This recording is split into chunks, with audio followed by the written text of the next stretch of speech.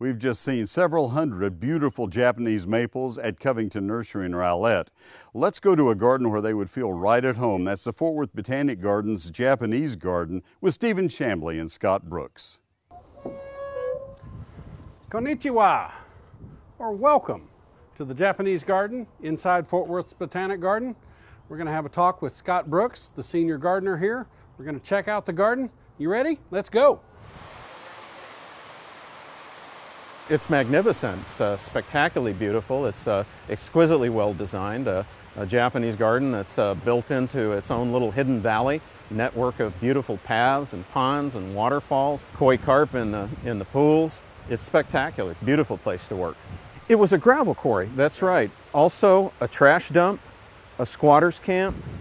There were springs down in here with some cisterns, and some of the old boys that used to keep cattle here when this was a rural area used to bring the cattle down here and water them. Well, most of the Japanese maples that we have are wild seedling Japanese maples. Most of these older ones that are quite large were propagated by seed or from seed by the original builders of this garden back in the late 1950s and 1960s. Let's walk around and take a look at the place. Absolutely. Let's have a look. After you.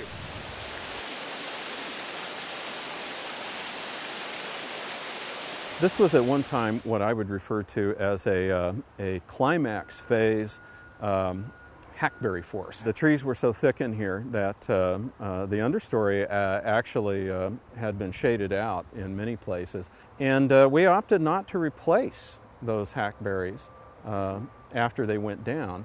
And by opening holes in the canopy that allowed better light penetration to the understory, those became opportunities to establish new plants and to revive old ones that hadn't had enough light. And so the garden is looking much better than it did before.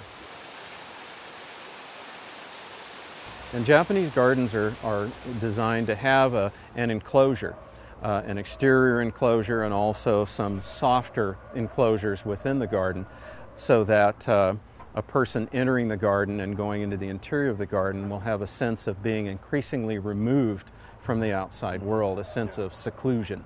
And this garden definitely accomplishes that, if by no other means by the topography, the fact that it's this little valley that's surrounded by high terrain and separated from everything around it.